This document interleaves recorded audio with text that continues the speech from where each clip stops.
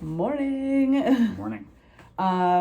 We have a bit of time before my family comes to pick us up here, so we decided we're gonna do the Q&A. Yep. That you guys sent in We're doing it some live, questions. one take, off the cuff. Let's go. Yeah. One take, but I will be splicing things. For the awkward pauses. Okay. Yep. Let's go. All right. First question. What's been your top 3 views so far?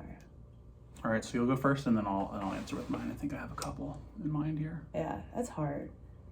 I think the view we got at Klingman's Dome was really awesome. But I mean, I feel like that's such an easy answer. I really liked when we were in the Roan Highlands, like with the Jane Bald, Grassy Bald. There's a third one. Was it called like Little Bald or something? No. I don't know. Doesn't matter. You can look it up on Google. Yeah, that was really cool. Round Bald? Sure. Yeah. I don't know. Something like that. My memory always fails me. That's 2, right? That's 2. So gotta hit him with the third one. There's a lot of good views that we've had. I feel like so it's just so hard. Yeah. I feel like I also liked Big Bald.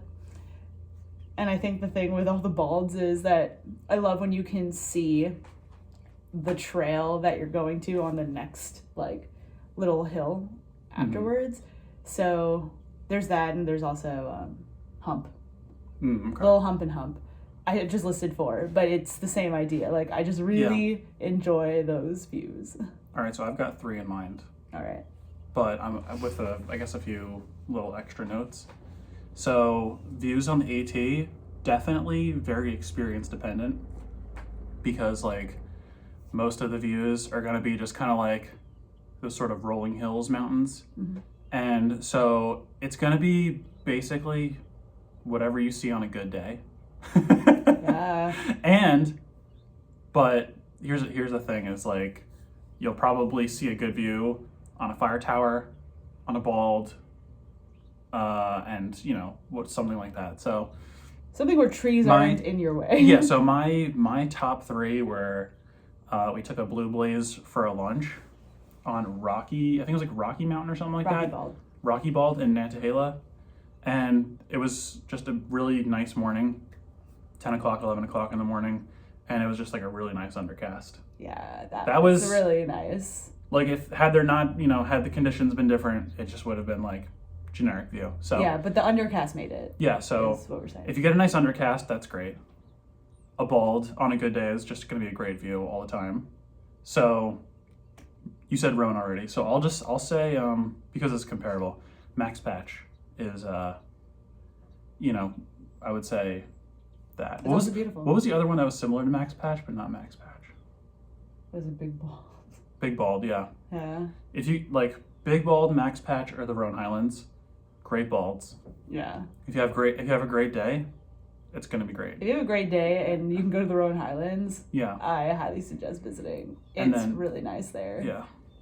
Then I'll shout out a fire tower. I would say probably Albert Mountain was that's the 100-mile mark. So you're stoked because you just hit 100 miles. You've done a really big climb. Yeah, you've done a nice climb.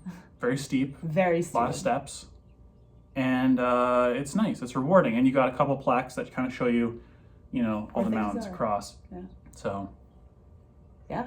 Those are my top 3. So you got. Those are solid. So you got Rocky Mountain, Rocky Bald. Rocky Bald. In Nantahala, Albert Mountain Fire Tower, and like a Max Patch, Roan Highlands, Bald kind of thing. Anything like that. Yeah. Max Patch is not in Roan Highlands. Just so you don't get confused. Yeah. But it's just, Yeah. Favorite non-ramen trail snack? Non-ramen trail snack. Snickers. Or dried mangoes. I feel like I generally don't snack, but what do I usually eat if I'm gonna have a trail snack? Peanut M&Ms. Oh yeah, that's right, peanut M&Ms. Yeah. That he's always craving for peanut M&Ms. Yeah.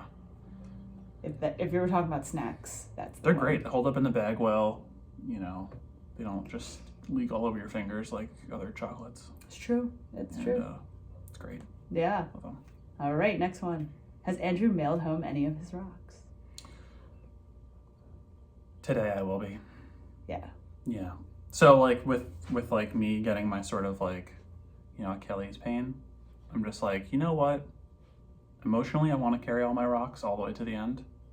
But the smart thing to do would be to mail them home and not burden myself with the extra weight. So He also just found a rip in his backpack today. oh yeah, that was not cool. Yeah. So he's not mailing them. Well, I'm just sending them home with your, With my brother. with my brother-in-law and sister-in-law. Yeah. Yeah. All right. Next question. Yeah. This one is from Steve. Steve. Yes. Steve asks, what is working for you gear-wise, and what do you wish you could trade out for something else? I think most of our stuff that we have worked out in terms of like all of the big gear that we have, like for me, my backpack. Yeah. Andrew might say something different. I have the ULA Circuit X-Pack, and it's been really nice so far. I think it's like the perfect size for all the stuff that I brought and like the luxury items that I have. And it's also with X-Pack material, so it's waterproof and my stuff hasn't gotten wet yet, which is really cool. But our Z-Packs triplex ripped just the other day, so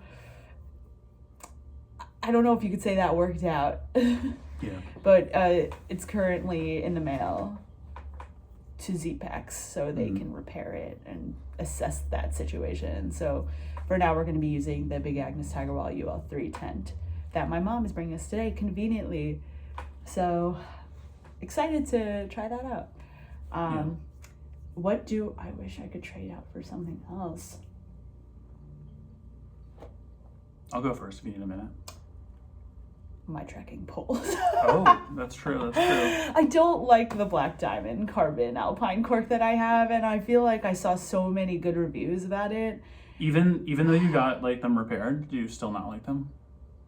Or do you not like them because they broke so easily? Well, number one, they broke easily, like the tip, but I guess that can happen to any trekking pole. But when we're setting up the triplex, we use my trekking poles. And if you're trying to like stake it into the ground, it shrinks even though it's locked. And that's really annoying. Oh, so the locking mechanism's not as like Yeah. sturdy as you'd like it to be. Nah, yeah. I think that I've experienced that with a lot of trekking poles. All three that I've tried ever. Yeah, if you put too much pressure on the pole, it will shrink a little bit sometimes. But it's only one of the poles. The other one of the poles is fine and doesn't do that, and then the other pole does that. So yeah, I'm not really sure what that's about. I don't know. That's some QC thing. That's I must say. Yeah, maybe. I don't know. But I don't. Say. We need to find out what the weight tolerance, like how much force in newtons can you push down on that pole before it should. I'm not that strong, guys. So shrink? Yeah. I'm not that strong. So is it like should you be put like? Is it like after like 100 pounds of like force? Like will the pole start collapsing on itself? I don't know. Oh yeah. Hard to know. I don't know what because it's not like they're gonna like tell you what that limit is. Yeah. They're just tracking poles, so it's not like people usually don't think of them as like a weight bearing thing, but they are. Well, they are. I hope they don't go. Well, here's the thing. Like if it just keeps getting weaker, and I'm like going downhill, and I'm putting pressure on my poles, if it shrinks, I feel like that might be a problem. Yeah. Because you do put weight on them. It's not that they're not weight bearing. Mm-hmm. Like if I'm using trekking poles to help me hoist up my body. Yeah. So, like I said, I'm not a strong person, so like I can't be putting that much force, right? I don't know. Yeah. Anyway, my piece of gear that I would change out is probably the CDT backpack. But that's only because I was carrying rocks. Yeah. Well, like here's like it's not like the recommendation is I think 18 pounds total weight with like a 12 to like around 12-pound base weight. Yeah. That's what it wants you to carry, right? Per manufacturer recommendations. But I'm an idiot. I put rocks in it, so really that's not any fault of the backpack itself. It's just my it's just the way I like to hike. I probably would be doing better with a circuit, with a or just any internal frame pack, because I just like to hoard things. But it's good because it's forcing me to send stuff home in a way. Yeah. I bought it specifically because it would, like, behaviorally, it would make me like pack less and do that sort of thing. Like there would be some repercussions for packing too much. And now that I'm seeing that, it's, that's exactly what I wanted, I guess. And also the cost. It was like $100 cheaper than like all the other ULA backpacks. So. That's true. I was like 150. Yeah. So like yes and no. I still wouldn't change it out. I mean, it's a great backpack. I'm not going to buy a new backpack. Yeah. It's still great. The CDT is a great backpack. Yeah. Yeah. ULA makes really good backpacks. I feel like everyone we've met who has the ULA, they love it. Everyone that has the CDT loves it as well, including several thru hikers that I've met and a couple, like maybe one or two shuttle drivers. They're like, yeah, man, I use that on the PCT also. Mm-hmm. People like strap their bear can to the top, and that works for them. So I'm like, sounds cool. So it's like, what's the word I'm looking for? It's perennial, I guess. The backpack. I mean, you can use it in you could use it for most long distance trails. Yes. All right. We can move on to the next question. The next question says, how are your feet and shoes doing so far with all the wet, etc.? What type are you both using? With all the wet? Well, the thing with shoes getting wet is they'll get wet. You just don't get, that's it. It's just kind of, you just deal with it, right? So the general consensus from everybody is that you do not buy waterproof shoes for thru hiking, because if they get wet, they don't dry out as easily, because you're gonna wet it out.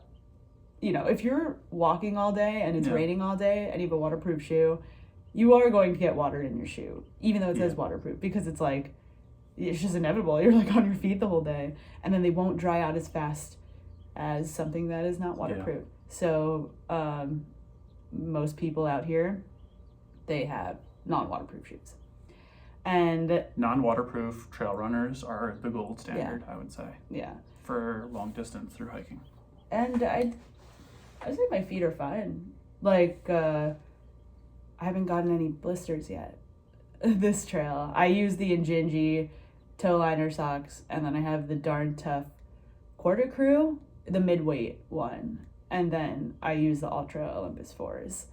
I switched out from the Lone Peaks back in Franklin, and I really like them because my feet kind of pancake out. So I need something that is wide. So I tried on Hoka's and everything, but it's a little bit too narrow for my foot, especially by the arch, because I have flat feet. So it kind of just pours over.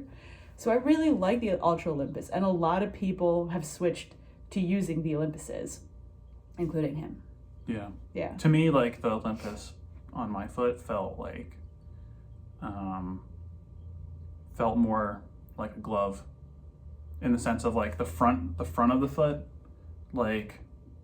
there wasn't so in the Lone Peak there was a lot of room in the front.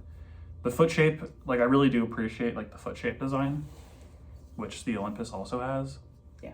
But the Olympus does feel more snug, which is something that I like a little better. It's a little bit less minimalist. And I think with the Lone Peak is very minimalist. The more you wear it, it's gonna form more or less to your foot. Because I just got new Olympuses, and I don't have to tie them as tight as my first pair.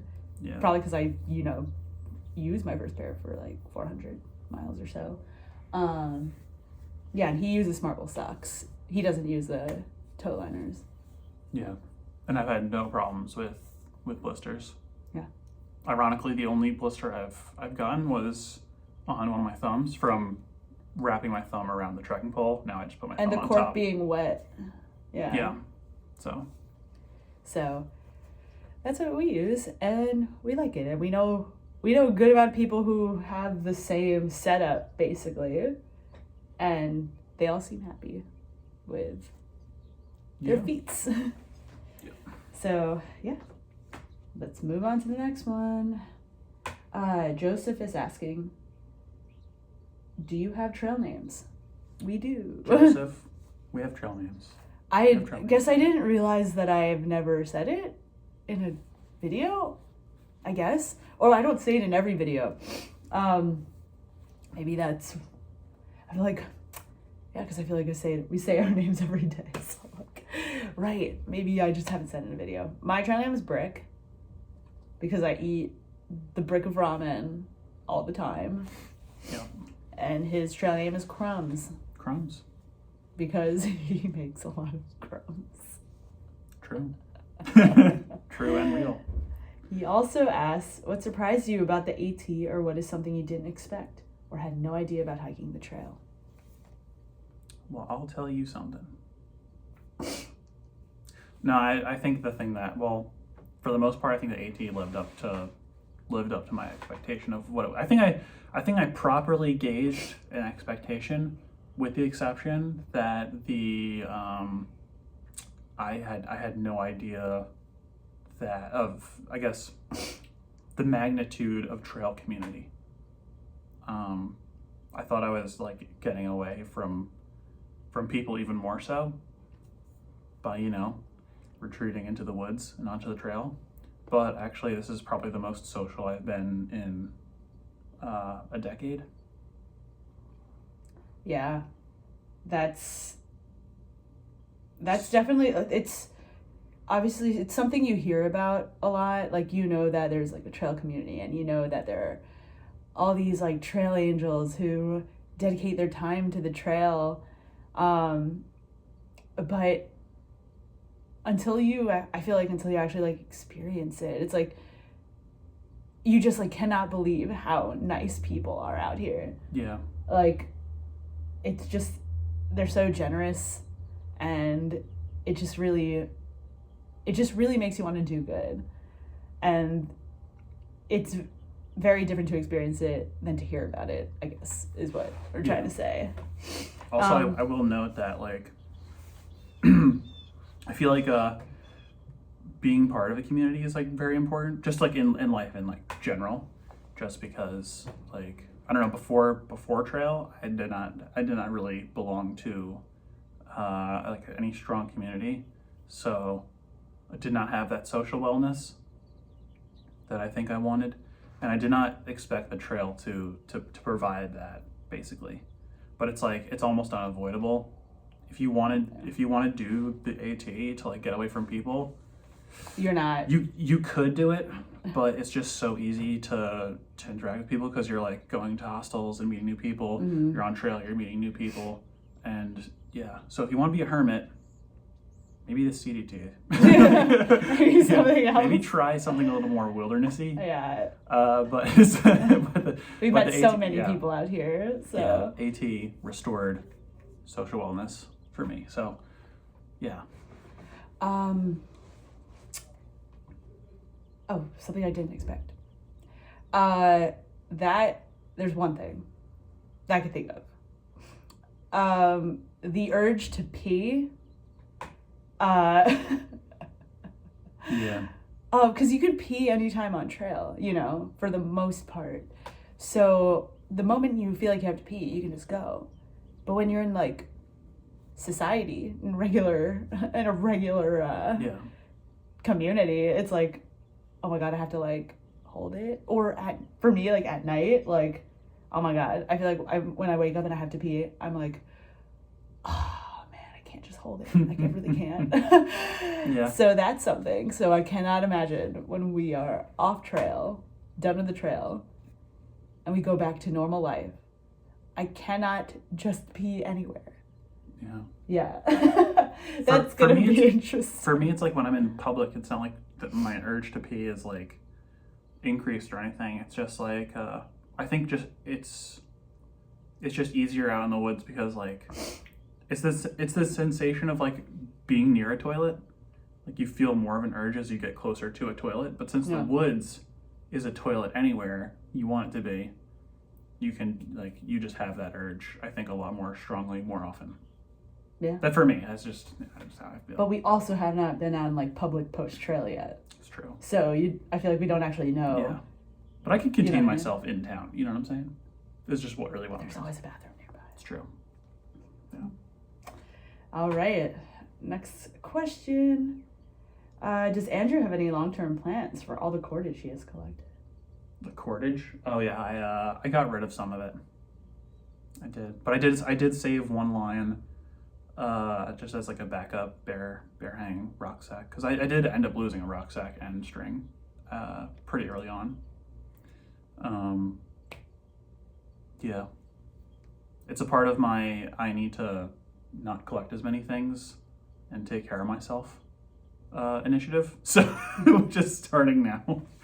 But yeah, so There you go. I'm limiting that weird quirkiness. So in favor of trying to be smart. All right. Matt asks, before setting out, did you discuss your resupply plan? No. No, but yeah, in a way where we discussed that we weren't going to send ourselves like food through the mail. Like we're gonna just go into town and like resupply there because you don't know what you're gonna not want to eat or what you're gonna want to eat. Like you have certain cravings or like your dietary needs change. Like what if I needed like more food or like you have don't plan too far in advance. And also the AT is so forgiving. Logistically, you could just wing it. Yeah, and that's true because you only need to plan 4 days in advance. If you've planned like more than a week in advance, you've done it wrong. Yeah, that's my opinion. You don't really need to bring more than like 4 days of food at a time, to be honest, which is really nice because I don't even know how to fit that in my food bag. Yeah. So, yeah, but when my sister does mail us stuff, it's usually like we ask her to mail like specific items. Yeah, but not even like food items, but in order to like, make the most of the space in the box. Oh yeah. She asks us what kind of snacks do we want her to pack. So that's why when we open up our packages from her, there are usually like dried mangoes and stuff like that because it's just, why not? Yeah. Did you guys feel you were in good physical shape before hitting the trail? And how has the trail impacted your fitness? I wouldn't. I'm gonna speak for myself. I don't really train for the trail at all. I like my fitness, like what I would do to just like keep moving in the city, obviously, other than like walking everywhere. I would rock climb at the gym or go out to rock climb. But the year leading up to the trail, we actually didn't hike as much as we usually do because we're planning our wedding. So there was a lot of other things to tend to before hitting the trail. So yeah, and how has the trail impacted my fitness? Well, I guess better cardio. I'm getting better with going uphill. At least that's what I think. Yeah. What about you? I felt like I was in good shape for the trail, but that was just because I was just like. You're training for. I was half marathon. Yeah, well, it's because I was like running a little bit and whatever. But I would say that's probably. As long as you, I don't know, do a couple of shakedown hikes. You really shouldn't be focusing on the physical aspect unless you are like, unless you really like have some sort of issue where.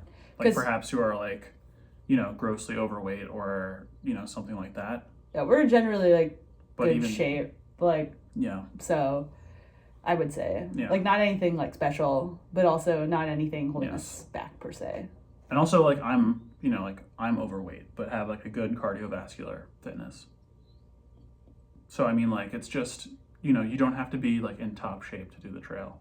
I think it's better to like definitely focus more on getting your mind right, because that's probably what gets most people off the trail initially, right? Yeah. Mental aspect is hard. Yeah. Yeah, because I have like mentally bad days, and those days it's like very hard to like keep putting one foot in front of the other. I mean, you do, because like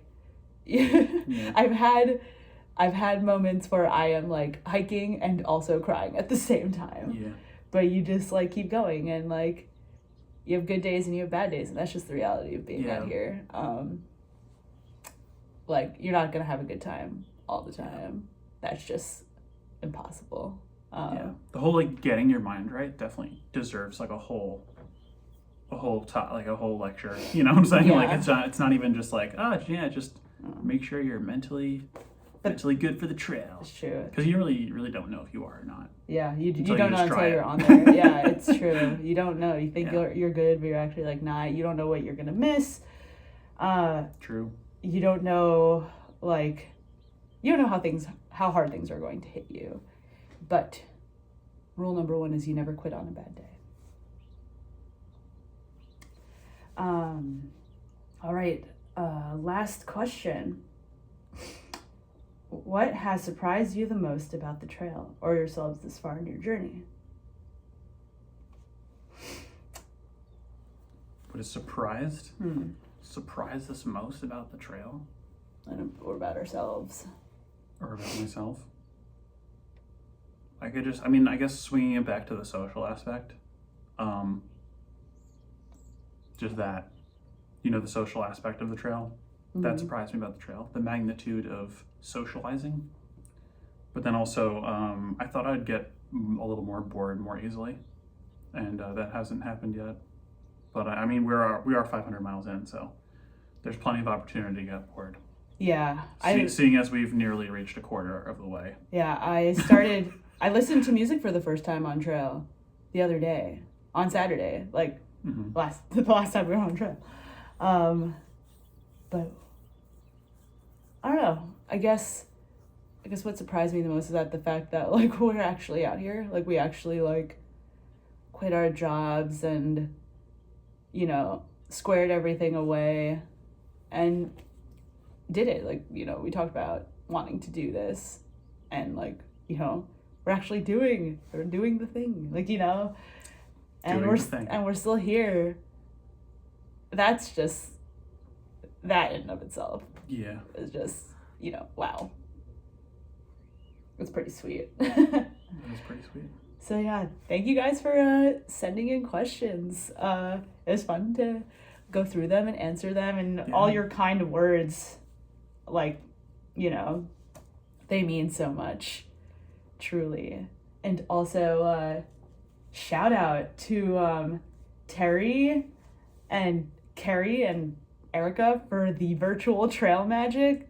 Like, you guys are so kind. Like, I know, yeah. You know, we didn't expect anything coming into this, and the fact that you guys would take the time to reach out and bless us with virtual trail magic is just like unbelievable. You guys are amazing. I can't believe it. It's been really fun to you know, talk to people and who've reached out. So we really appreciate it, you guys. Like it's been a blast so far. So even though it is like a one-sided dialogue, we're just talking to a camera, you know, it's but when you guys comment, it's awesome. And you guys like, you know, there's an interaction. Yeah. We love it. It's a good time. Yeah. And we love sharing everything with you guys, so yeah, more to come. Well, I think that's it for now. On to the rest of the day. I think I gotta pack up. Yeah, he still has to put everything in his backpack. And I think I'm gonna clean up a bit. All right, till later.